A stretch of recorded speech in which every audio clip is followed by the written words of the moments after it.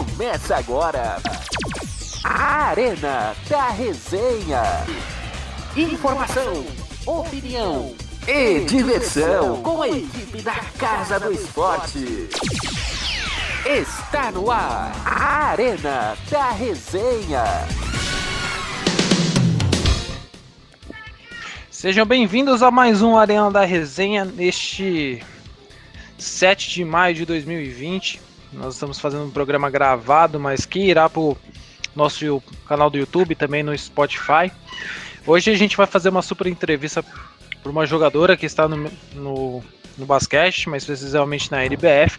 E hoje temos uma mesa cheia. Vou começar com as apresentações. Quero começar pelo meu amigo, o co-apresentador desse programa, o Wellington Kessa. Boa noite. Boa noite, Vitão. Boa noite aos amigos que vão ser apresentados. Boa noite à nossa ilustríssima convidada, aliás. Tamo ficando importante, hein, Vitão? Pelo amor de Deus, hein? Que felicidade podê-la trazer no nosso programa. E é isso aí, galera. Ó, hoje o programa tá quente e, ó, no finalzinho tem uma pequena polêmica aí, mas eu vou deixar pro final do programa. Quem está conosco hoje também, né, depois de um bom tempo que não participa do programa, mas é sempre um prazer recebê-lo, é o nosso querido amigo João Eduardo Gurgel. Boa noite. Boa noite, Vitor. Boa noite, Wellington, aos colegas da mesa. Um imenso prazer poder estar de volta, podendo conversar e debater hoje, principalmente com a Kelly, né, multicampeã, jogou por diversos clubes do Brasil e do mundo, Olimpíada, Copa América, PAN, então vai ser muito legal hoje bater esse papo junto com vocês. Direto de Pernambuco também, um narrador que eu sou um fanzaço, que está pela nossa rádio irmã, amiga, Rádio RCE, nosso amigo Max David. Boa noite.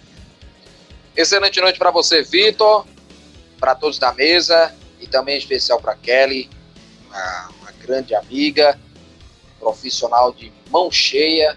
É um prazer inenarrável estar com todos vocês aqui para agregar, né, junto com todos vocês nesse super papo legal, descontraído e interessante aqui, nesse programa maravilhoso, nessa noite maravilhosa. Estamos à sua disposição.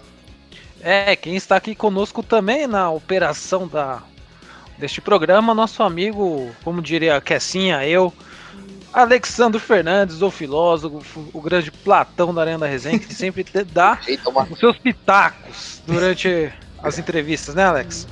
Não, rapaz, muito pelo contrário. Enfim, agradecendo a todo mundo, né? Mais uma Arena da Resenha. Satisfação enorme estar aqui na bancada com os amigos e vamos para mais uma edição do Arena.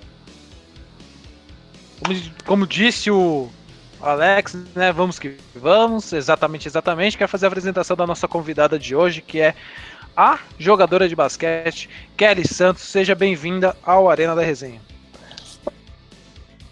Olá, queridos, que prazer enorme estar aqui com vocês, muito, muito prazer e poder aí dividir com vocês um pouco da minha experiência no esporte. Bacana.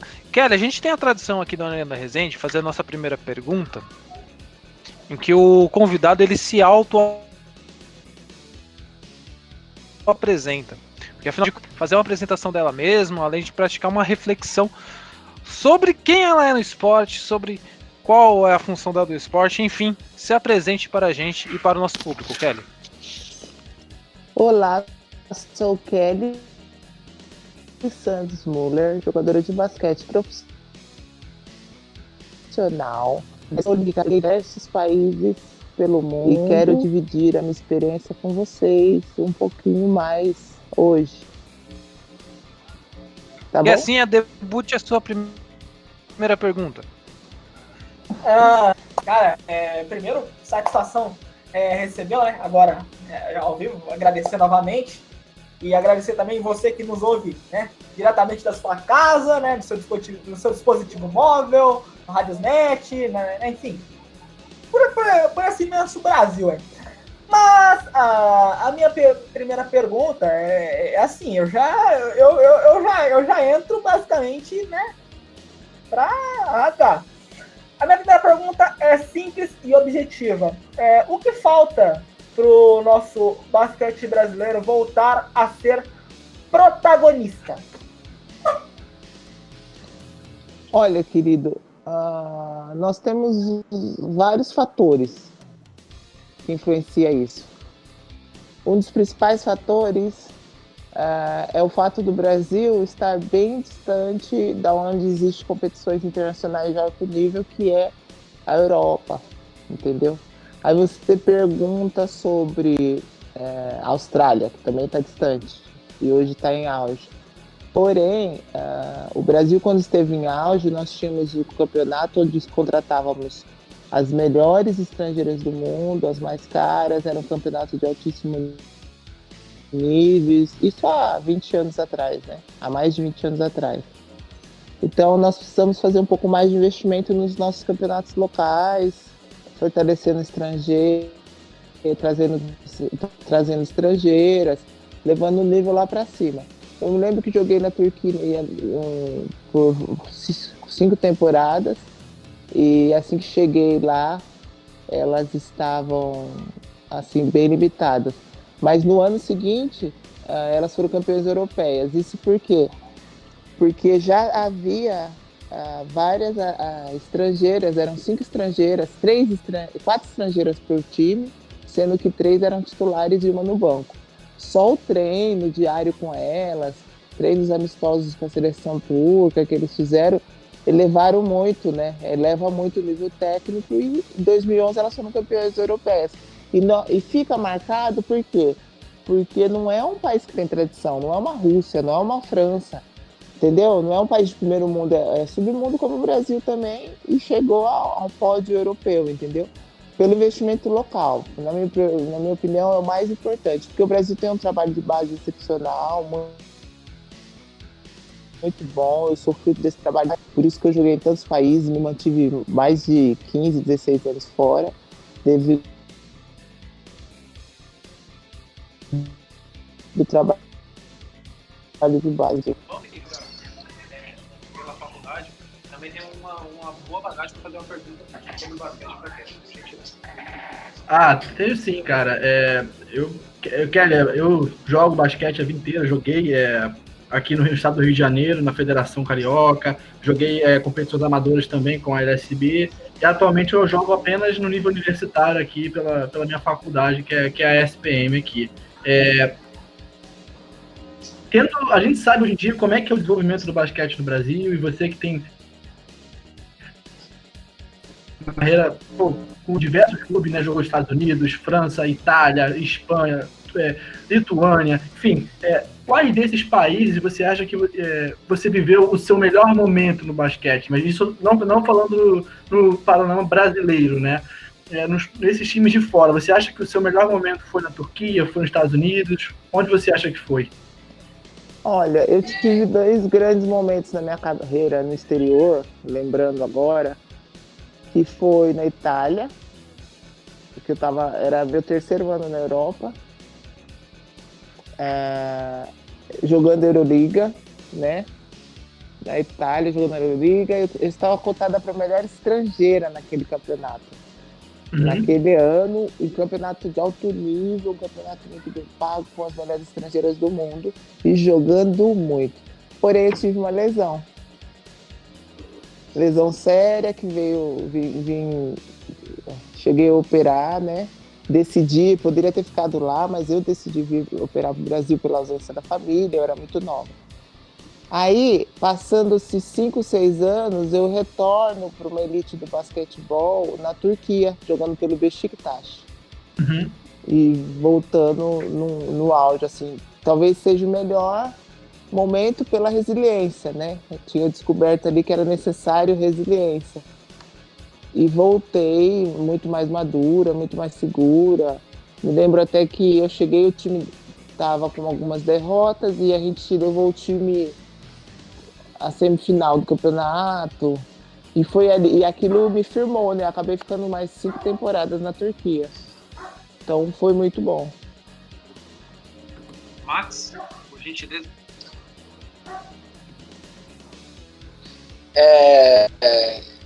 Aproveitando a oportunidade, né, para fazer uma pergunta para Kelly, né, que é uma pessoa que é a simpatia em pessoa. Isso não é só de mim. Muitas pessoas falam que ela é uma pessoa... Ah, muito obrigada. Acho que ele caiu. Cadê o Max, gente? Cortou novamente. Procura em novos rumos, novos projetos. Mas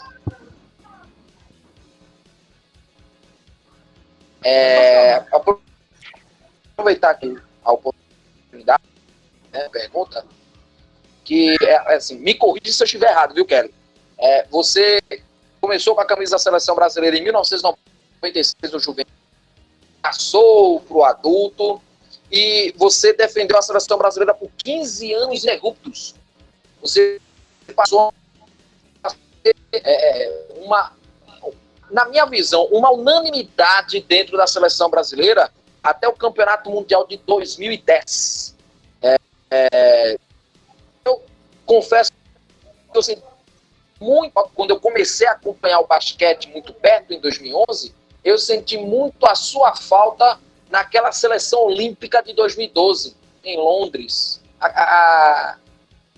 Se a minha memória não estiver errada. Mas aquela Olimpíada de Londres, aquela Olimpíada, eu achei que foi feita para você. Você pensa da mesma forma? Ô, querido, é um assunto bem delicado, que inclusive eu escrevi num livro, eu sou coautora de um livro, e escrevi um pouco da minha história, mas eu vou escrever minha biografia solo e eu vou detalhar isso para as pessoas. O Wellington, que gosta de bomba, vai gostar dessa. O que aconteceu? Eu estava na Turquia, também cotada como melhor estrangeira, em 2010, 2011, e fui para a seleção brasileira para o Mundial da República Tcheca. Renovei o contrato na Turquia e estava voltando para jogar na Turquia. O treinador de basquete da seleção brasileira feminina nos dispensou uma noite antes, dizendo que no dia seguinte estaríamos dispensados. Eu conversei com o Bruno, diretor na época o supervisor. A própria CBB mudou a minha passagem foi mudada, antecipada, por pedido meu, porque eu teria que chegar no Brasil e pedir um visto. Eu teria que ir até Brasília, se eu demorasse muito, e meu time estaria viajando para a Grécia, para amistosos, o time do Beşiktaş. Como a CBB comprou a passagem, ela é a única que tem autoridade. As pessoas que trabalham com isso sabem. Ela é a única que tem autoridade para mudar a minha passagem. Então, ela mudou a minha passagem. Eu peguei a minha passagem e fui embora. Logo, veio a notícia de que a Hortência, supervisora na época, entendeu que eu estava abandonando a seleção brasileira. Eita! A Hortência, jogadora excepcional, minha madrinha de casamento, pessoa excepcional, porém, na gestão, naquele momento, ela entendeu isso. E isso me levou a ficar 5 anos fora da seleção brasileira. Caramba, que revelação, hein? Revelações bombásticas aqui neste programa. Chama o João Aí as Kleber. consequências, falando das consequências pessoais, emocionais, em mim foram terríveis, né? As pessoas falam, não foi porque ela estava gorda. Não é porque eu estava gorda. Eu saí da Turquia do maior campeonato do mundo, como cestinha, fui para uma seleção brasileira, fui subutilizada, pedi para que eles mudassem a minha passagem. A minha supervisora entendeu que eu estava abandonando a seleção brasileira, não me convocou por 5 anos. Eu perdi a Olimpíadas de Londres, onde o Brasil perdeu para o jogo da morte para a Austrália, com a Érica com 5 faltas no banco e não tinha uma jogadora do nível da Érica para substituí-la. Lembro disso. E entrou a Nádia, muito jovem. A Nádia não estava jogando nem metade do que joga hoje, excepcional jogadora. Sim. Entrou muito jovem, primeira Olimpíadas perdida. Foi o preço do mau entendimento e da má gestão de pessoas, e da má gestão de ego. Inclusive, me corrija se eu estiver errado, mas naquela época, a seleção da Austrália, eu não me lembro o nome da menina, mas a A seleção australiana tinha uma jogadora, uma loira, uma branquelona loira, jogava demais, velho. Não, da seleção australiana. Não, é Lauren Jackson. O que acontece? Exatamente. Na época, nós ainda não tinha aquela grandona, a Cambridge. Não tinha ela. Então, era um jogo extremamente ganhável, entendeu? Porém, o jogo é feito de 12 peças, 12 atletas, várias situações. Então, se talvez eu estivesse naquela Olimpíada e eu jogasse aquele único jogo, 5 minutos, para ajudar a Érica a se proteger um pouco de faltas, substituí-la 5, 10 minutos, 15 minutos, o que fosse para protegê-la um pouco e ela que estava jogando super bem voltar à quadra, conservar um pouco as faltas dela, a história da seleção brasileira seria outra. É prepotência demais da minha parte pensar isso? Desculpa, é a minha leitura. Interessante demais essas histórias. São muito bons de ver a gente poder estar recebendo esses tipos de informações realmente de forma quase que exclusiva, né, que essas informações, as histórias. E tem um detalhe, viu? E tem um isso que detalhe... eu estou te comentando, Max, pode falar. Não, assim, eu confesso que eu não lembro muita coisa da seleção de 2012, mas se sua memória estiver ainda fresca, Kelly, para relembrar um pouco quem eram as pivôs, era a Érica, a Sil... Era a Érica, o que acontece? Hoje nós temos esses excepcionais pivôs, né? Como a Damires, a Clarissa, a Nádia. Porém, em 2012, elas eram muito jovens ainda. Era a primeira Olimpíadas de todas elas. E eu estaria indo para a minha 4ª Olimpíada. Então, o nível de eficiência, de experiência minha dentro da seleção brasileira, eu posso te dizer que aquela era a minha seleção, aquela era a minha Olimpíada, aquele era o meu momento. E isso me trouxe emocionalmente distúrbios alimentares ao ponto de eu engordar muito, de eu me deprimir muito, entendeu? Foi muito difícil. Isso já após uma resiliência de lesão, né? Do relacionamento interpessoal, de boatos, de fofocas, de o quê? É toda uma carreira baseada em suposições? Isso não existe, gente. E sem querer atropelar os amigos da mesa, mas até peço perdão, mas aí você passou 5 anos sem basicamente estar na seleção brasileira. E como é que foi a sua volta? Tem aquela pessoa que tipo, você volta, mas tem aquele olho torto, assim, que olha meio de rabo de olho. Como é que foi a sua volta? Como é que receberam de volta? A minha volta foi excepcional num Pan-Americano de Toronto com o Zanon. Aliás, Zanon é um excelente treinador. Gostei muito de trabalhar com ele. O treino dele, assim, vindo do masculino talvez, é muito intenso, de muito fundamento, de muita pegada. Eu gostei muito do treino dele. Então eu vim pro o que aconteceu? Essas meninas que eu te disse que era muito nova em 2012, que são hoje as nossas melhores atletas, né? Que fizeram muito falta também agora nesse último pré-olímpico, elas já tinham se revelado. E elas estavam todas na WNBA. E aí a seleção brasileira precisou de mim de novo. Aí eu fui com toda a minha humildade defender de novo a seleção brasileira. Kelly, você em 2017 completou, né, 20 anos defendendo na seleção brasileira, uma marca histórica, assim, né? A sua primeira competição foi a Copa América de 97, né? O Brasil foi campeão invicto ao ganhar da maior potência do basquete, dos maiores, né, que é os Estados Unidos. O que você pode contar pra gente daquela final? Você, a primeira vez sendo convocada, ganhando dos Estados Unidos, 101-95. Como é que foi? Qual que é a emoção que você pode trazer pra gente? Em 97, Isso, como é que fizemos uma semifinal contra os Estados Unidos, que ali já era um jogo difícil, impossível de ganhar, e ganhamos, e fizemos uma final com Cuba, que estava com a Yamile, a pivô Yamile, tinha um chute assim de meia distância, que ela colocava a bola atrás da nuca, que não tinha como marcar aquela mulher muito alta, fisicamente. As cubanas, a gente sabe que os atletas cubanos fisicamente são uma bomba, né? São muito bons. Sim. Vocês têm aí, vocês sabem, viram de perto, né? E nós ganhamos essa final também no Ibirapuera lotado. Primeira seleção adulta, foi realmente assim, começar com o pé direito, para mim foi excepcional, assim, foi maravilhoso. Mas a grande... pode falar.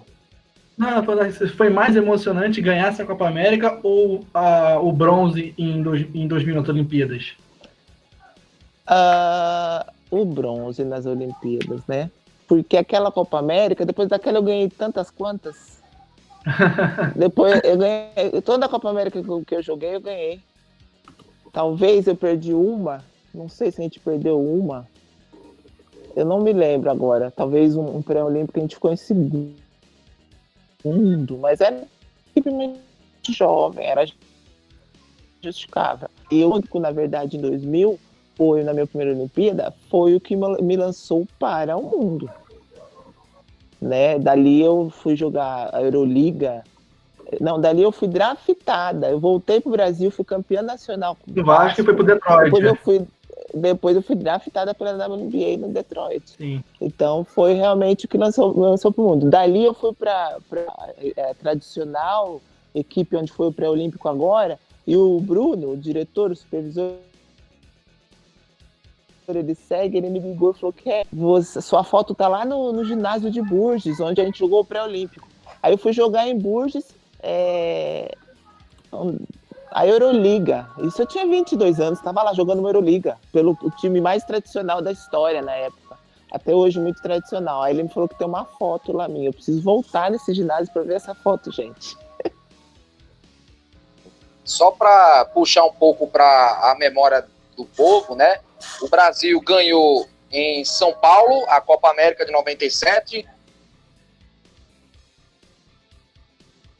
Perdeu por 3 pontos em 99, 90 e 87.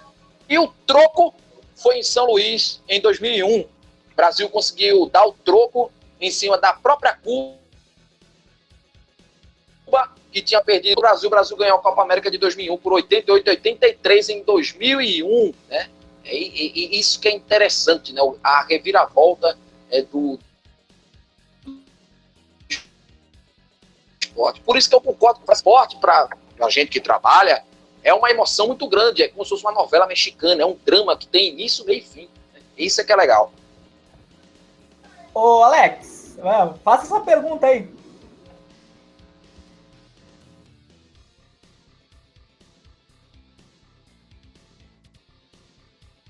Pronto, a pergunta, a gente sabe que a Kelly passou muito tempo jogando em equipes a nível internacional, né, fora do país. E nesse período fora do país que você esteve fora, Kelly, você conseguiu ver a realidade do esporte do exterior e a realidade do esporte brasileiro quando voltou? São parâmetros diferentes? São muito diferentes, querido. É o que eu estava falando, né? O nível que tínhamos, alto nível há 20 anos atrás aqui do campeonato, hoje nós não podemos nem comparar, né? Existe pouco investimento no esporte, digamos assim, feminino, né? Em todas as modalidades femininas, existe pouco investimento, né? Poderia se investir um pouco mais, e em termos tanto de estrutura, em termos de salário, em termos de respeito com a atleta, a mulher, tudo isso eu levo em consideração. Por exemplo, na Europa, na Ásia, na Turquia, existe uma cobrança muito grande. O país onde eu mais fui cobrado é a Turquia, porém foi o país onde eu mais rendi. eu já me adaptei, porque a cobrança, ela é natural. Você tá ali com o carro importado, casa mobiliada, TV a cabo, internet, toda uma estrutura, forms, kits e kits de alto rendimento, né, para você, tênis e tal, de excelentes marcas, e você precisa dar um retorno. Você tá talvez com o melhor salário da equipe, você tá talvez com num dos melhores campeonatos do mundo, talvez no... Então você precisa ter um retorno. E você dando esse retorno, você tem o respeito. Na Turquia, eles tratam o estrangeiro como um bebê, assim, é uma idolatria. Os próprios meninos do futebol têm estátuas lá dele. O Alex tem uma estátua lá na parte asiática de Istambul. Então é uma paixão, uma coisa que é o que o atleta quer, esse reconhecimento, esse respeito. E isso tudo automaticamente é retornável em quadra, do seu alto rendimento. Já no Brasil, existe o mau investimento, a falta de investimento, atletas que ganham, que estão na transição de carreira de juvenil para adulto, ganhando salários baixíssimos, treinando 8 horas por dia de segunda a sexta até sábado. E, além disso, existe alguns tipos de falta de respeito, como essa má gestão que eu passei na minha carreira. Existe, é decorrente no Brasil, infelizmente. Ô Kelly, a gente teve um período muito complicado aqui no basquete brasileiro, devido à má gestão dos dirigentes, né? Tanto é que a liga masculina teve que fazer o NBB para se desvincular com a Confederação Brasileira de Basquete. No feminino, por que a gente não consegue verificar esse nível de investimento que tem no NBB, que é no basquete masculino? Olha só, nos outros países é bem normal, tá, ter essa liga independente. A NBA é uma liga independente. Na Turquia também as ligas são independentes. É bem normal. O que você falou? A Euroliga também é independente, ela tem uma própria organização, própria tudo. Exatamente, é independente. Quando a gente diz independente, não significa que é um esporte profissional, ainda segue como amador. Só em 2 países que o basquetebol é profissional, França e Estados Unidos. E voltando ao que você me perguntou, eu acredito que o plano de negócio que é apresentado da NBB é um. E o plano para o feminino, devido à falta de resultado internacional, o plano de negócio apresentado, ele se torna muito caro para um esporte que não tem retorno internacional. Por que eu falo do feminino? O masculino, apesar do retorno não ser excepcional, a gente tem que entender, eu tenho que dizer que o esporte ele é um esporte masculino. É um esporte que o showtime é a cravada, a enterrada, é a força. Quem gosta de basquete entende, passa a amar o basquete feminino, porque o basquete feminino é um jogo de extremamente inteligência. Um jogo fluido, um jogo onde você tem que ser 80% mais inteligente do que físico. Então, se você tem essa leitura, né, como assistir a NBA e o Campeonato Europeu, feminino ou masculino. Para mim é muito melhor assistir o europeu porque é um jogo mais inteligente. O NBA é lindo, é aquela imagem linda.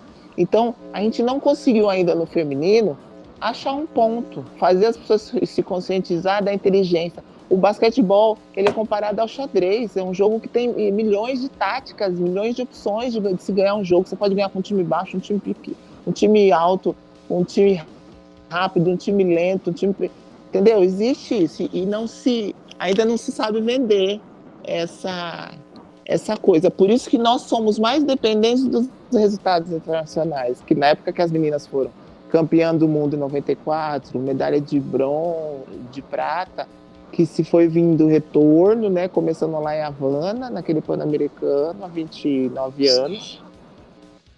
E isso vem trazendo. Então, a gente precisa é toda uma junção, é todo um programa de projetos que precisa ser feito, tanto no investimento local, tanto no investimento da seleção brasileira fazer amistosos. É caro isso. Precisa de um investidor, de um patrocinador para fazer a seleção brasileira viajar.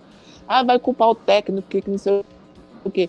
Como que em 10 anos a seleção brasileira muda de treinador 10 vezes? Sendo que o ciclo olímpico é mínimo 4 anos. Tem gente que luta 4, 8, 10 anos para jogar uma única Olimpíada. Então é complicado, são muitas junções. E você acha que trazer, por exemplo, a gente vê, você acaba de dizer, muda de técnico 10 vezes, né? E muitas dessas vezes, o técnico que eles trazem é um técnico estrangeiro, né?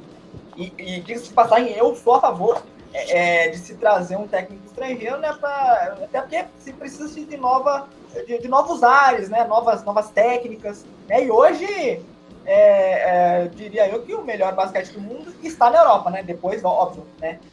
Tanto da NBA quanto da WNBA, pelo menos, né? É o que a gente pensa.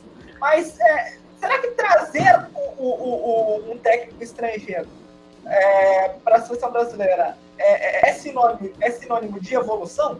Por que eu estou fazendo essa pergunta? Porque eu vejo alguns treinadores vindo aqui no Brasil, né? Monte Monsalve, por exemplo, foi um treinador que o Brasil teve, e chegou aqui com muita pompa, é um treinador revolucionário, e eu comecei a ver jogos, né, em que ele estava treinando, e eu não vi toda essa revolução. Será que realmente trazer um técnico estrangeiro é sinal de revolução técnica? Você falou de quem? Que você não viu evolução com quem? Que treinador? Desculpa. Ele é espanhol? Olha, querido, deixa eu te falar. Você falando do masculino, vamos falar do masculino e do feminino. Nós tivemos aí o treinador argentino, Moyano. Como é o nome dele? Aliás, esse sim, muito bom. Rubem Manhano. Que ele conseguiu classificar a seleção masculina para uma Olimpíada. Então, houve-se sim uma evolução. Porém, houve-se também no masculino um investimento muito grande. Porque existe pasmem, acreditem, o Wellington vai gostar dessa também. Existe um investimento maior pelo COB na seleção masculina do que a feminina. E eles justificaram isso no Rio de Janeiro, dizendo que, na opinião deles, era uma equipe que teria resultado, que tinha projeção para medalha. Pasmem, com todo o resultado que o feminino já deu para o Brasil. O investimento foi maior. O investimento do Moyano, contratar o Moyano, foi grande. O investimento de contratar o espanhol e outros foram grandes também. Vamos encerrar aqui, pelo amor de Deus. Voltando para a seleção feminina, os estrangeiros que estiveram na seleção feminina, se eu me lembro, foi o único estrangeiro na seleção feminina, não é isso? O que eu me lembre, acredito que sim. Foi só o espanhol. Eu acredito que da parte psicológica e emocional não é positivo, pelos europeus serem muito frios, e um time feminino precisa de alguém mais humana. A gestão ali, principalmente do técnico, que é uma referência muito forte para nós. Eu, por exemplo, sou órfão órfão de pais desde os 10 anos. Então, um treinador acaba se tornando uma referência direta para mim, inconscientemente. Então, essa referência sendo muito fria, se torna uma coisa negativa. Mas não é o treinador que entra em quadra. Somos nós que entramos e nós que temos que resolver isso. E eu te afirmo, tive inúmeros treinadores. Os treinadores brasileiros não devem em nada para os estrangeiros. Em nada. Eu falei no início e repito, eu sou um produto do trabalho de base que foi feito pelos meus excelentes treinadores brasileiros. Eu fui para a Europa, fui draftada. Fui draftada com 20 anos para WNBA. Cheguei com 22 anos jogando na Europa, porque eu já tinha uma preparação de base pelos meus treinadores brasileiros. Tinha-se um campeonato excepcional aqui também, de alto nível no Brasil. Então, são junções. Uma coisa que talvez o treinador, fica aí a dica, né? Quem sou eu para opinar sobre tudo? O que talvez um treinador brasileiro poderia fazer é se especializar um pouquinho mais na parte psicológica. Porque sabendo que nós somos mais emocionais, somos mulheres, para se ter um pouquinho mais de tato com as mulheres no Brasil, como fez o treinador aí do vôlei, o José, ele é tricampeão olímpico. José Roberto Guimarães. José Roberto Guimarães foi estudar sobre as mulheres quando ele foi para a seleção. Quando ele chegou ele é o único treinador, talvez um dos únicos do mundo que seja tricampeão, né? Ele é campeão, tricampeão olímpico, pelo feminino e pelo masculino. E ele tem a humildade de falar, olha, eu fui estudar um pouco mais sobre a alma feminina para poder lidar com as meninas. Talvez isso todos os treinadores brasileiros poderiam fazer um pouquinho melhor. Mas em termos de treino, de relacionamento interpessoal, para mim os treinadores brasileiros estão dentro dos normais. Está mais normal do que os treinadores de fora. Aproveitando um pouco esse gancho de basquete de fora, um pouco mais, eu particularmente assim, vejo que a NBA é um outro basquete, até a WNBA. Eu acho que é um basquete que é uma coisa muito de alto nível, uma coisa que eles treinam lá, os melhores jogadores, a forma que eles treinam é, 12, 10, 14 horas por dia, até 8 por dia. É um tipo de treinamento muito diferente do resto do mundo. E eu, particularmente, não sei se você tem essa visão, vejo o basquete brasileiro muito parecido com o basquetebol espanhol, assim, rodando muito a bola. Hoje em dia o Brasil já tem muitos chutadores também. Hoje em dia que é uma evolução do basquete você ter jogadores chutadores, né? Hoje em dia é uma evolução do basquete que no ano passado não tinha esse tanto. Você tem essa perspectiva de que o basquete brasileiro é um pouco mais parecido com o basquete espanhol? Ou você acha que é algum parecido com o basquete francês, um basquete italiano? O que você pensa sobre isso? Olha só, o que eu posso te afirmar é que nós somos apaixonados, somos parecidos nesse aspecto.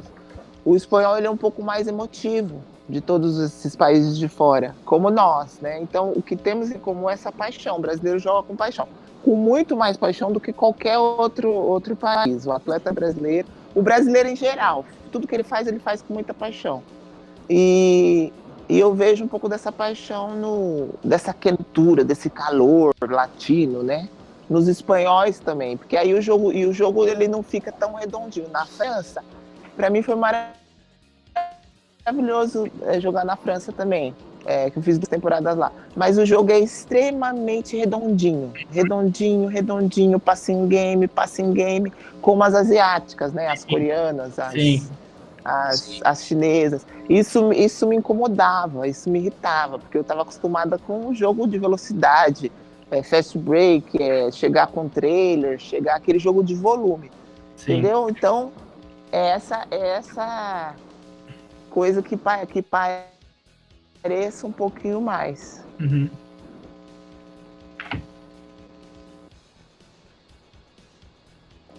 Max? Pois não. Kelly, você falou até antes, né, que o basquete fisicamente ele evoluiu muito e passou a ser difícil jogar, bater. O equilíbrio, uma inteligência emocional, além de um raciocínio rápido. Como é que você vê essa nova geração de jogadoras, principalmente dentro do selecionado brasileiro? Como é que vê essa geração que vai despontando dentro do selecionado brasileiro? Não só na sua posição, onde você sempre jogou bem, mas também outras funções, né? Como na armação do jogo, que a gente já vê a Alana, a gente já vê uma Laís, desde o sul-americano, que a gente já vê a Laís na seleção. Na área dos pivôs ainda não se tem uma grande relação na seleção brasileira, mas em algumas posições já acontece. A Alana, a Laís, a Tati, quem sabe até, se possível, uma Luana surgir na seleção brasileira, como o Joyce já teve oportunidade, como o Palmira também já teve oportunidade, a Adrianinha que parou na Olimpíada. Como é que você vê essa nova geração de jogadoras vestindo a camisa da seleção? Olha, querido, uma equipe, ela se completa quando nós conseguimos colocar dentro das 12 jogadoras tudo que um jogo precisa. E você vai equalizando aquela situação. É um jogo de xadrez. E você vai colocando as opções. Muito bem observado sobre as nossas armadoras, pois, na minha opinião, o mérito da nossa última medalha do PAN, de um jejum de 28 anos no Pan-Americano, no último ano, foi sim pela nova geração de armadoras que estão surgindo e pelo tanto que elas amadureceram. Todas essas meninas que ganharam, eu lembro quando eu fui com elas em Toronto, essa nova geração, não só as armadoras, mas eu estou tentando focar aí dentro do que você observou, que eu fui com elas em Toronto para o último PAN, que na minha opinião eu fazia parte daquele ouro, porque eu vi o quanto elas evoluíram. Foi meu último PAN em Toronto, e o ano passado elas eram outras meninas, seguras, intensas, entendeu? Eu devo realmente essa humanidade das armadoras. E a seleção brasileira está muito bem com os pivôs, né? Nossos pivôs ainda tem muito que render. São jovens e pode render muito. E... Mas Bom, falta um pouquinho de experiência ainda para essa garotada, Kelly? Então, o que eu te falo? Para completar, além da inteligência emocional, ela vem com o tempo. Por que elas demoraram 8 anos, 10 anos? Né? A gente vê uma Tainá que eu vi ela amadurecer na seleção brasileira, mas isso se levou 8, 10 anos. Por que se levou esse tempo? Quando eu era muito 9, ganhei 9, 10. No clube, eu jogava nada mais, nada menos que contra a Rasa Mujanovic. Eu treinava com ela todos os dias, que volta no investimento local. Então eu chegava no treino, engasgava e falava, meu Deus, é a melhor pivô do mundo, vou ter que encarar essa mulher. Eu encarava ela todo dia. E essa situação repetitiva, os de alto nível, me traz o equilíbrio emocional. E a nossa grande diferença de leitura de jogo e leitura de decisão em momentos críticos é justamente o diferencial de estarmos muito longe. Lá na Europa, o jogo que a gente faz aqui faz 3, 4 amistosos por ano com a seleção brasileira, com sorte. Ultimamente tem feito a cada 2 anos 4, 5 amistosos de alto nível. Eles fazem lá toda semana, na Euroliga, Eurocopa, tem a Baltic League, que eu já joguei também. Tem pelo menos 4 ligas internacionais que eles fazem lá, no país deles. A Turquia não é, ela é Ásia, mas ela entra na Euroliga também, porque está muito próximo, entende?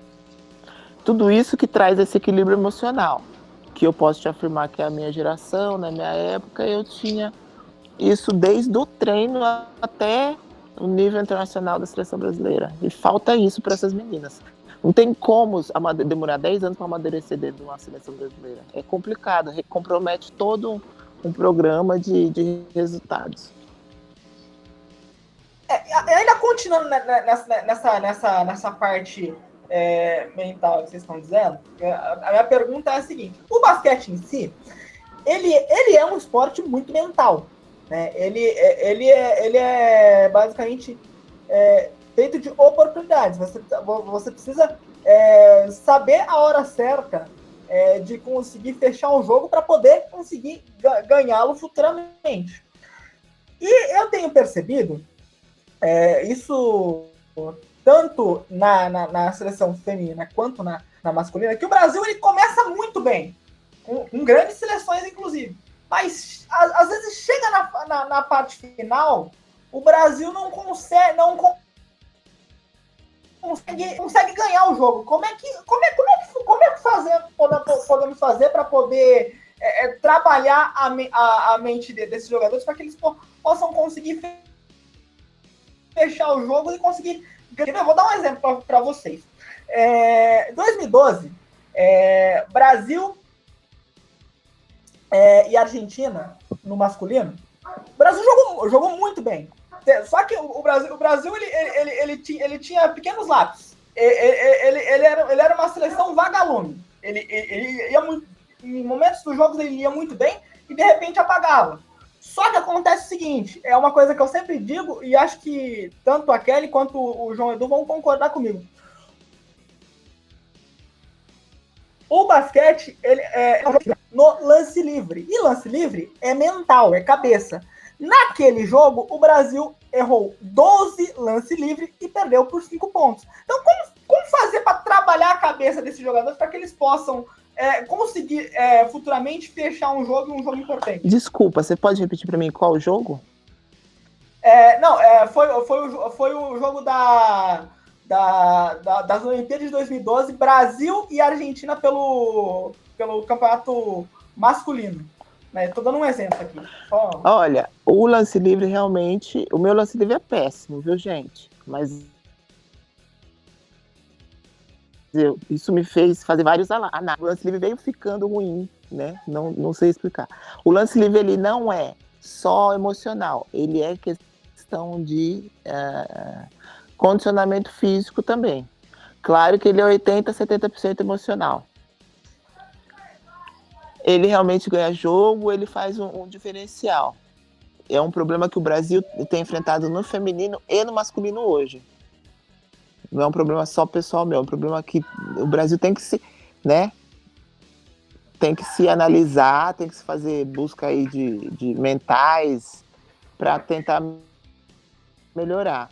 A questão de situação de jogo, de ganhar o jogo, de saber fechar o jogo, entra no que eu estou te falando. O Brasil precisa de situações de jogo. Ele precisa de, no mínimo, mais uns 10 jogos ou 15 jogos desse. Se o Brasil perde mais 3, 4 jogos desse em amistosos, é trazido para o emocional, para a situação do jogo, a cobrança, a busca de treinar mais. E a situação do jogo, o jogo ele tem que ser jogado. Quanto mais você joga, melhor você fica nesse jogo.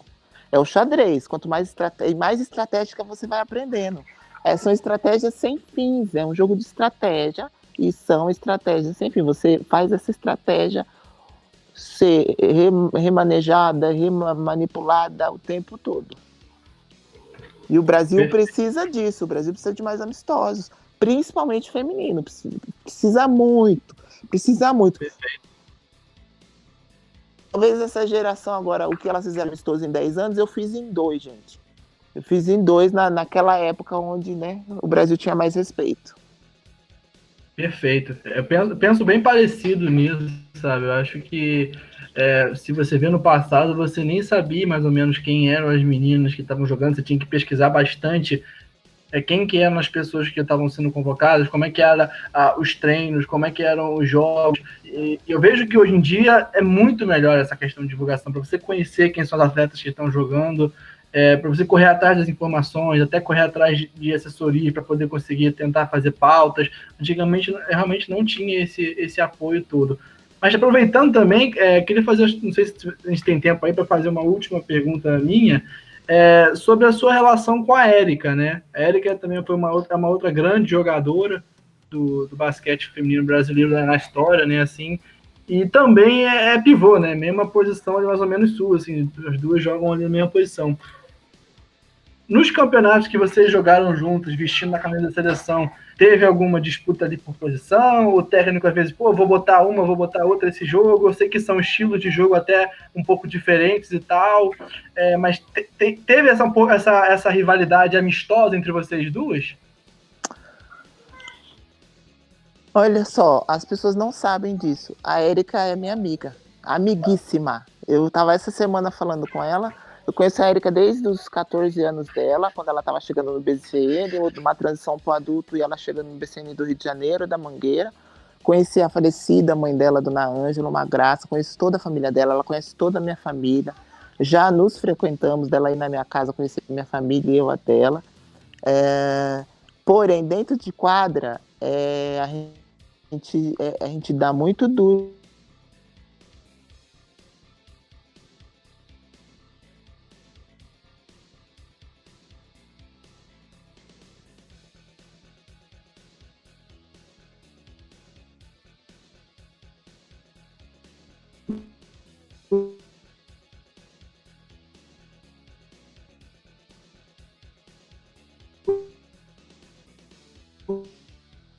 uma treinadora. Tive excelentes fases da minha carreira na seleção brasileira, fazendo treinos muito difíceis contra a Alessandra também, contra a Érica, mas eu lembro que eu joguei com a Érica a última vez na Uninasal, em Recife. A gente dava aquele duro danado no treino, tomava banho no ginásio e ia pro shopping. Vamos pro cinema? Vamos pro cinema. Mas aquele treino a gente tinha acabado uma com a outra. E essa relação é muito difícil. E com a Érica eu tenho essa relação, essa amizade, esse carinho. Eu não sei explicar, porque eu vejo ela desde pequenininha. É como se fosse uma... Ao mesmo tempo que é rival, é ídolo.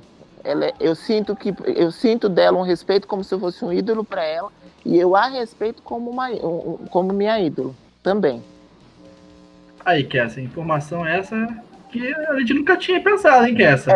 Rapaz. Não, mas é isso que faz o basquetebol ser emocionante, né, cara? Acho que o que faz ser melhor também, né? Eu passei por isso porque, pra quem não sabe, eu já falei isso algumas vezes, eu joguei basquete cadeira de rodas durante 3 meses. E eu é o meu maior ídolo, né, que é o Eric Rodman. E isso é melhor também, cara. E o basquete é isso. Mas aproveitando, Kelly, você chegou a jogar contra a Maia Valdemoro, não? Claro, vixe. Na melhor fase dela.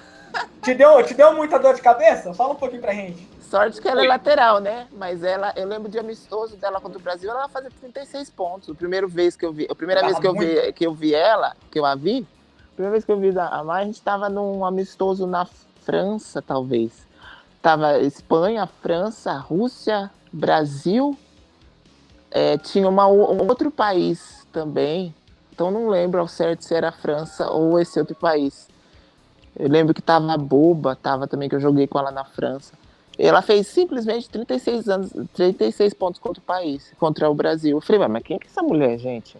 Quem é essa pessoa? Excepcional, jogadora excepcional, muito boa. E essa coisa de rivalidade, eu lembro quando eu chegava na Europa e via aquelas pivôs, né, aquelas enormes, logo vinha à minha mente justamente a Alessandra e a Érica. Falei, não, se eu rivalizo com elas no treino, a Alessandra é campeã mundial, a Érica não sei quantos anos na WNBA, então eu tenho condições sim, eu sou do nível dessas negas aí, vamos pra cima. Era o que eu trazia pra mim emocionalmente, jogar pra cima, porque se eu fosse me comparar talvez no papel, eu ia passar vergonha. Não, mas pera aí, por mim a Kelly tava jogando até hoje, viu?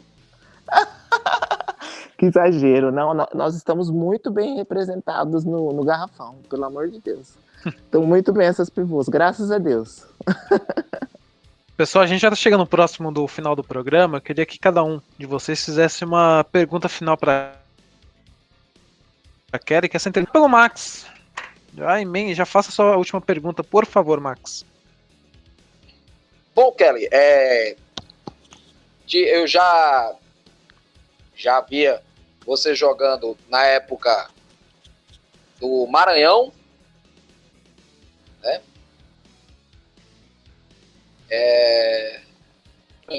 Eu não tenho total certeza, mas na minha opinião, o Antônio Carlos Barbosa foi o treinador com quem você conseguiu trabalhar com muito mais afinidade, né? O Barbosa, que é um cara inteligentíssimo. Eu nunca vi um treinador com a capacidade de conhecimento e a saber. Vai ter um outro treinador, na minha opinião, do basquete feminino, igual Antônio Carlos Barbosa. Mas eu queria saber do momento da mulher dentro dos esportes. Se você tem liderado algum movimento ou até pensado em colocar isso em um projeto para que a mulher fosse mais apoiada dentro dos esportes. Porque hoje em dia é muito raro a gente ver, por exemplo, uma mulher no automobilismo, como já tivemos aqui no Brasil, a Bia Figueiredo, que foi vice-campeã da Indy Lights em 2007, uma Danica Patrick, que venceu uma corrida, indo pela sua ousadia e a disposição que ela tinha de fazer diferente numa categoria etilista, porque automobilismo você não vê nem mulheres e nem negros. A grande maioria são pessoas de famílias bem estruturadas. E a gente não vê mulheres sendo treinadoras. No basquete nacional também não vemos mulheres comandando resignados times. O que é que você tem feito em prol da mulher no esporte?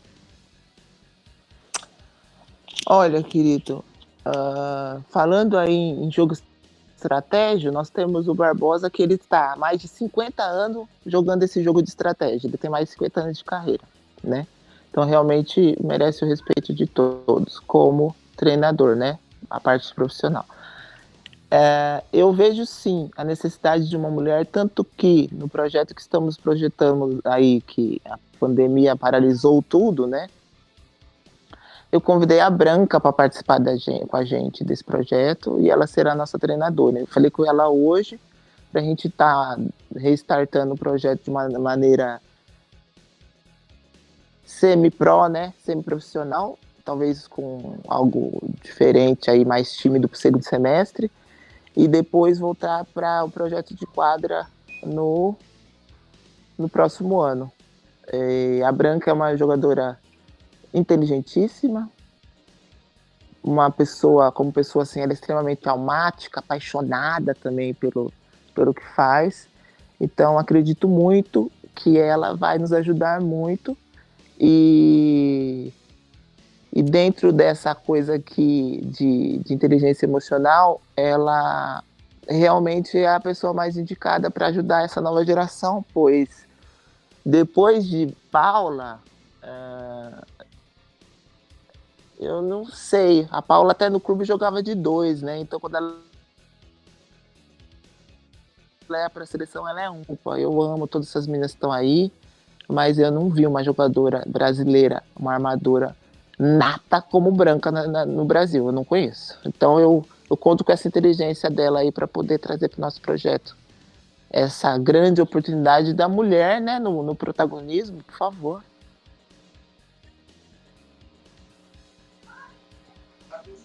João, por favor. Então, minha última pergunta é assim, queria que você falasse um pouco sobre seus projetos assim, futuros, assim, agora.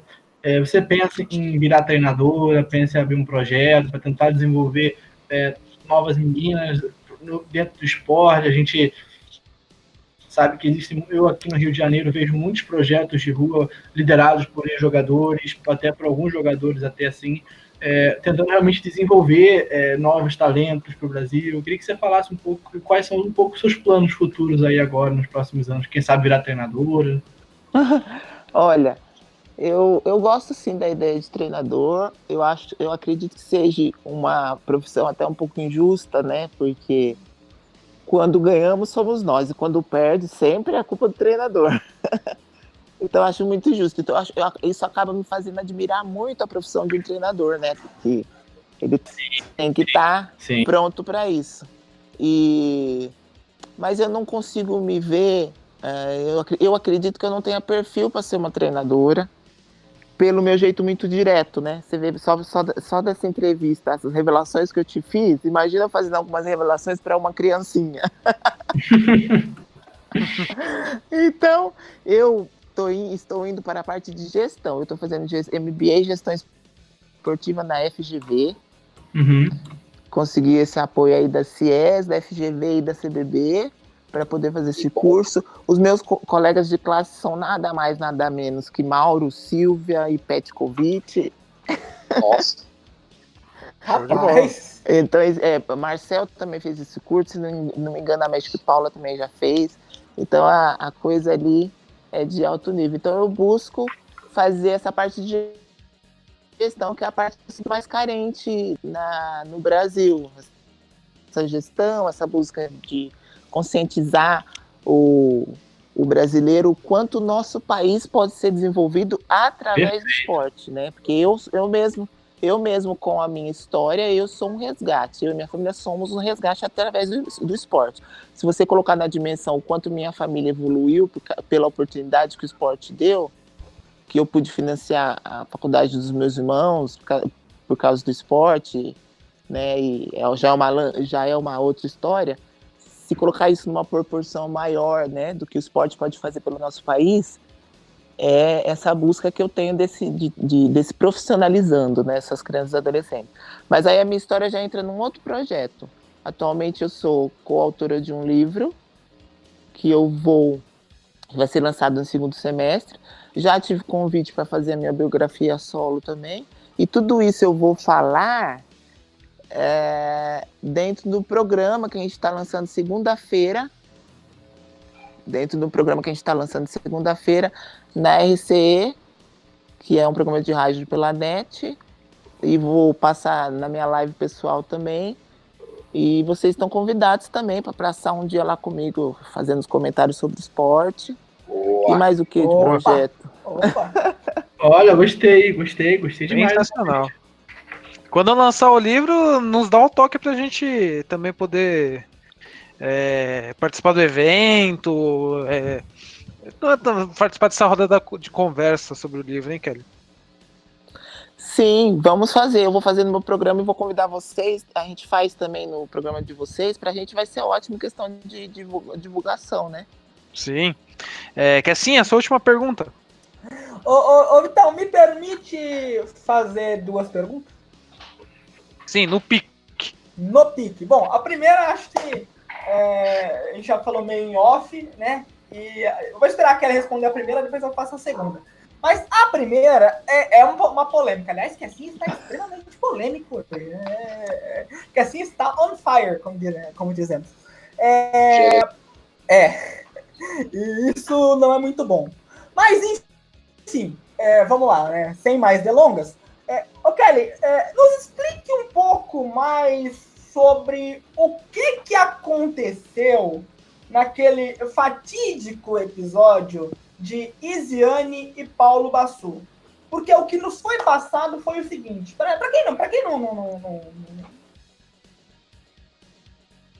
tá ligado nesse episódio, eu vou refrescar a memória dos nossos ouvintes. Né? Já ia falar isso, cara. Refresca nossas memórias. Exatamente, eu vou refrescar, né? Teve um campeonato, acho que é Copa América, o Kelly?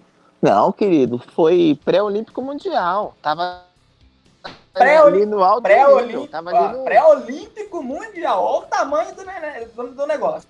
Né? E aí, no meio do jogo lá, tá o jogo pegado, né? O Paulo Bassu chamou a Isiane para entrar na quadra e ela, segundo o passado, ela se recusou porque parece-me que faltava apenas 2 minutos para acabar o jogo e ela não queria entrar apenas só 2 minutos. O que realmente aconteceu naquele fatídico dia, Kelly? Querido, primeiro, você gosta de me comprometer, hein, Wellington? Eu já não me comprometi o suficiente, gente, nessa entrevista. Mas eu vou falar, né, a minha visão, né, panorâmica depois de muitos anos. Estávamos no pré-olímpico na Espanha, em 2008, que nos classificaria para a Olimpíada de Pequim. Quase ficamos fora, por um ponto, ganhamos de 1 ponto de Cuba. Mas voltando, um belo jogo contra Bielorrusso, se não me engano, aquele jogo acirrado, aquela coisa terrível, a gente estava lá e ela não quis entrar. O que eu soube é que com essa era de internet, né, que tudo chega muito rápido, né, uma câmera, as pessoas, os repórteres, viu ela negando a se entrar. E ouviu também o que ele falou na época. Que ela falou que ela não ia entrar, faltava 2 minutos numa prorrogação. E ele falou, você não tá falando não pra mim, você tá falando não pra uma nação, pra um país. E aí aquilo estourou de uma forma muito negativa para todos nós, porque eu estava ali no uniforme ao lado dela e do mesmo jeito que eu estou uniformizada, né, eu estava unificada, então éramos todos iguais, eu, Paulo Bassu, Isiane, eu me sinto assim, eu tenho essa mentalidade. Me arrependo amargamente de não ter pegado ela e jogado ela dentro da quadra naquele momento, entendeu? E logo depois eu conversando com ela falou pra mim, Kelly, eu tava no banco, tava muito fria, já tava cheia de dores, eu ia entrar e eu ia comprometer o rendimento da equipe. Eu falei, Ziane, você é 880, é o jogo de xadrez, é a estratégia. Ele optou por aquela estratégia, ele seu chefe, você tinha que entrar, e você tinha a possibilidade de entrar e mudar a história, e ganhar o jogo, e ali naquele jogo nós já estaríamos classificados. E aí, ela falou, não, eu não quis entrar porque eu ia entrar com esse meu jeito para pegar todas as bolas, porque ela era de tal iniciativa de cesta, né, o tempo todo. E eu ia prejudicar, é por isso que eu não quis entrar, porque eu ia querer resolver e... Sim. E ficou aquela faca de dois gumes e ela optou por não ir, né? E só para resumir, gente, existia já um problema com eles quando ele foi treinador dela como treinador juvenil, que ele queria conscientizar ela de que ela precisava passar mais bola. Aí no jogo seguinte ela zerou no jogo não passando a bola e o Brasil perdeu de 20 pontos, disso. ou seja, precisava dela no Mundial Juvenil.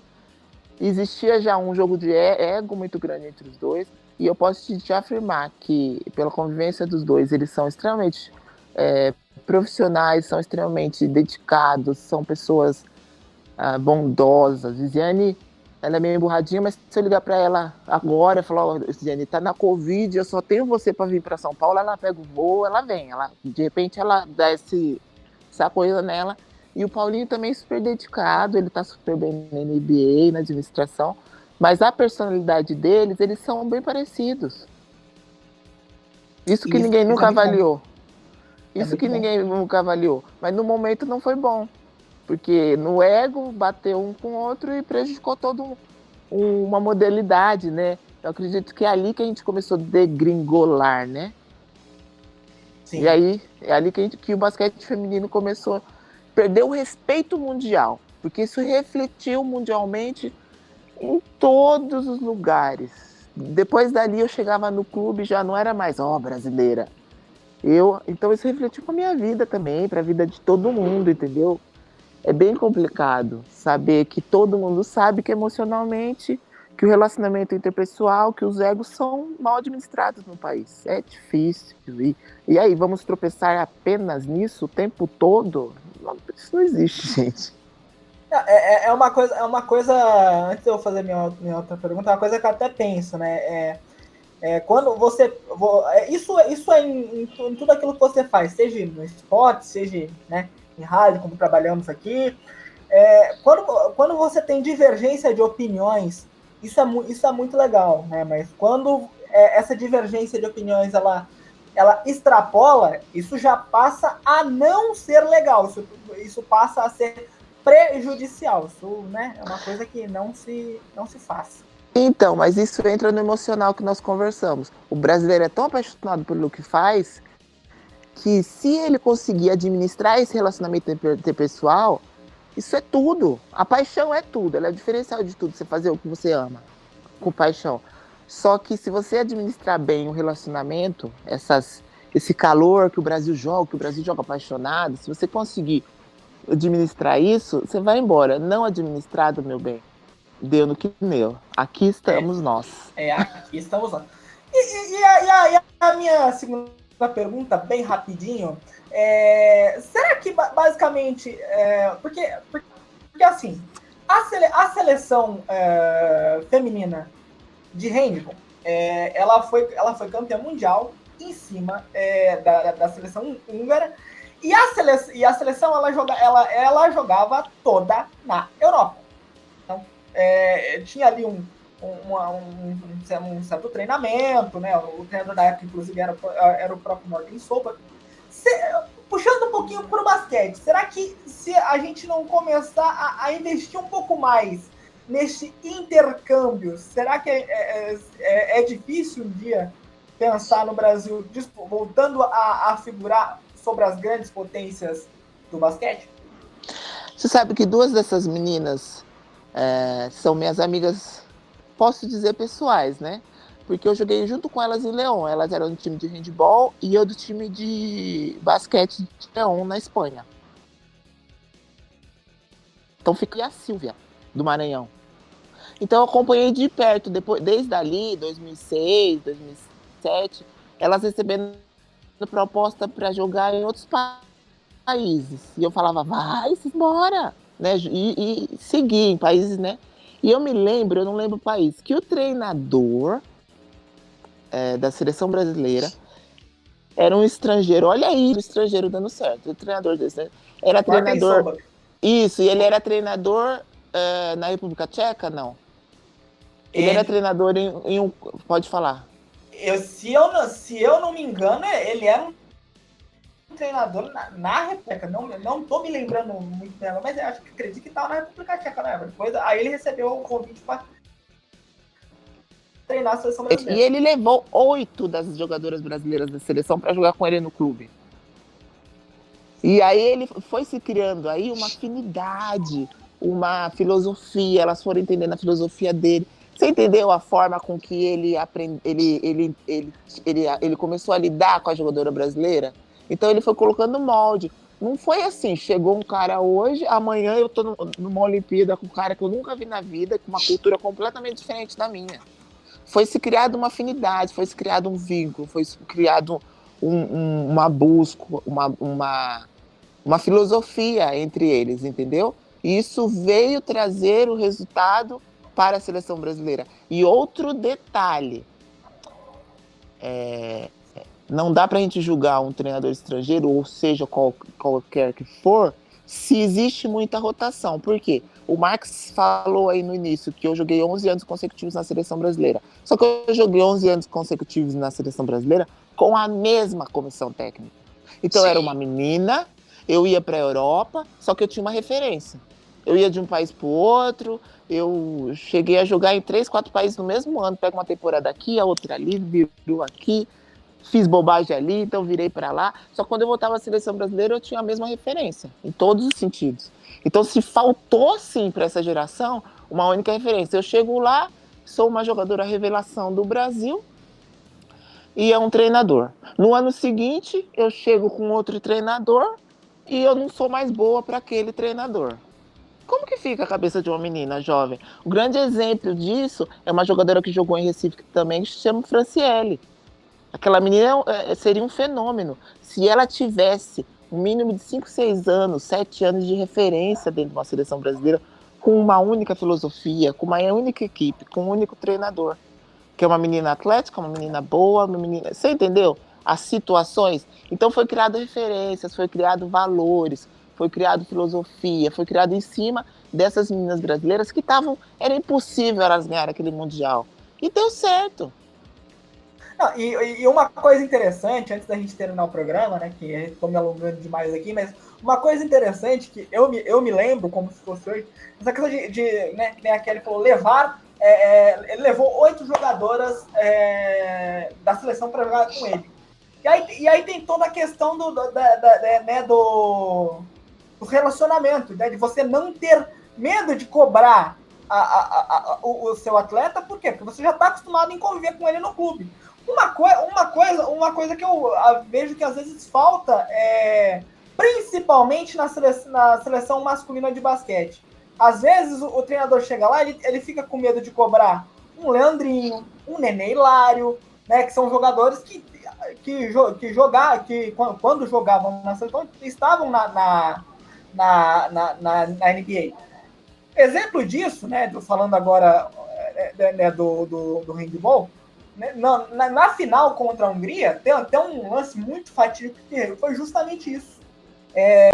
O Brasil teve um momento lá que ele não sei se era a cabeça, acho que aquela ânsia de tentar fechar o jogo, o Brasil estava bem. E do nada o Brasil sofreu um apagão. Aí o Morten Solberg perde o tempo. Isso saiu pro mundo todo. Ele chegou, pediu tempo. ele virou pra mim e falou, escuta aqui, a gente veio aqui só pra tomar pau dessas meninas? Pô, vamos pra cima delas, chegamos até aqui, agora o pessoal tá aí, ó, tá esperando a gente ganhar. A partir daí, né, óbvio que ele falou mais coisas, mas a partir daí, essas meninas, elas voltaram com outro espírito e acabaram sendo campeãs mundiais. Então, às vezes, falta um pouquinho, né, de alguns treinadores, acho que, não sei se é medo, não sei o que é.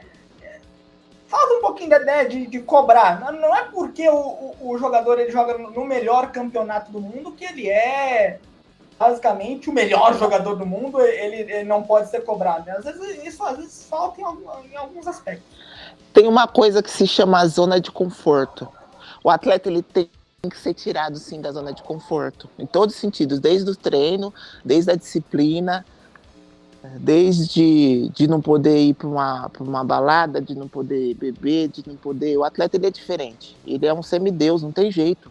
Ou ele coloca na cabeça dele que ele é um semideus e ele vai ter que buscar a perfeição em cima de um corpo imperfeito, que somos nós, que é o ser humano, ele precisa sair dessa zona de conforto.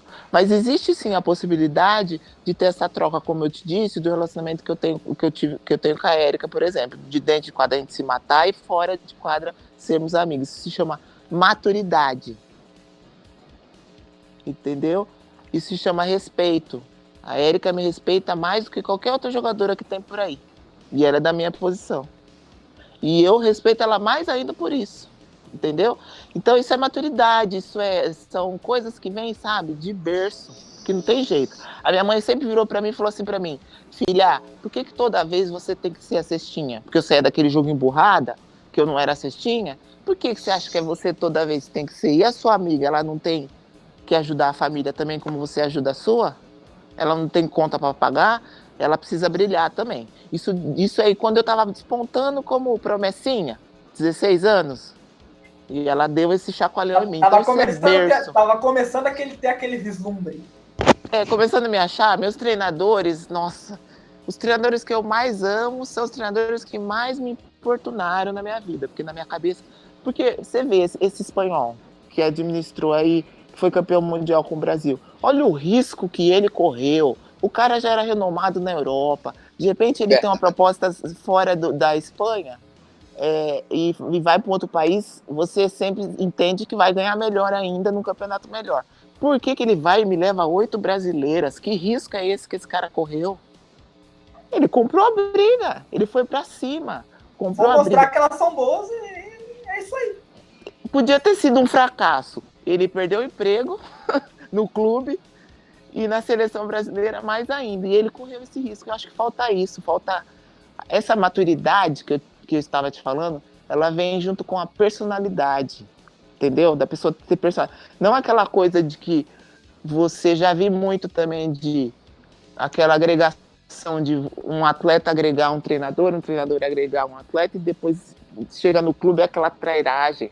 Na hora que tem um problema de comunicação, que a gente tem muito no Brasil esse problema de comunicação, vem aquele nós quem, cara pálida, quem? Nem ando com aquela pessoa, nem conheço. Isso não pode existir, gente. É uma equipe uniforme. Tá todo mundo usando a mesma camisa. É todo mundo igual. Falou de mim, falou de você também. Rotula. As pessoas rotulam, não tem jeito. Ô Alex, faça a sua pergunta de despedida, a sua frase final por favor. O Keller, queria só agradecer a sua presença aqui na Arena da Resenha. Dizer que as portas do nosso programa estão sempre abertas para quando você quiser voltar. Foi uma satisfação enorme ter a sua presença por aqui. Ô querido, ainda bem que você não perguntou mais nada, senão a minha resposta ia dar mais meia hora. Eu só tenho que... Rapaz, se depender da gente, a gente faz 3 horas de programa aqui, não tem problema. Pô, é muita resenha. Saber que vocês realmente fizeram perguntas assim, realmente coerentes e perguntas que são pessoas que amam o esporte, estão acompanhando aí há muitos anos. Eu tenho só que agradecer, amei o programa, quero vocês me acompanhando aí na rcefm.net a partir de segunda-feira às 18 horas, para a gente poder aí ver se a gente consegue desenhar uma nova história aí no esporte brasileiro, viu? Muito obrigado pelo convite, não tem como agradecer. Amei esse bate-papo. Obrigado você, cara. Queria te agradecer pela participação. Foi uma aula de basquete aqui que você deu, uma aula de vida, né? Que a gente pôde escutar suas experiências. Como que o Alex destacou, as portas estão sempre abertas aqui para ti no Arena da Resenha. Sempre que puder, pode nos dar o toque que a gente abre as portas para você e a gente faz esse outro bate-papo. E faço o convite já antecipado quando você for lançar o livro, a gente fazer uma outra entrevista aqui, falando sobre as histórias do livro, você fazer a divulgação do seu livro, Kelly. Ai, querida, não tenho como te agradecer. Esse projeto vai ficar para o segundo semestre de 2021. Até lá a gente tá fazendo um programa, né, que assim, acredito que sim, seu chefe não nos tira do ar, né? Porque esse que você fala é um pouco polêmico. Querido, se o apocalipse não acontecer até 2021, né? Essa terceira guerra mundial. Muito Se bem. todos nós Agradecer todo estivermos mundo vivos até lá, né, Kelly? A gente brinca, mas é uma coisa muito séria, viu? Pessoal, fica em casa. Sempre em casa. Agradecer a todo mundo que participou aqui na mesa, o Max, o João, que fazia um tempinho que não participava com a gente, o Alex, que fez a operação, também meu amigo Wellington Kessa. Então até a próxima, gente. Semana que vem a gente vai ter mais um grande convidado especial. Se a gente não conseguir, a gente faz um debatezinho entre os membros da Arena BR. E até. Deu 2 horas de programa, não.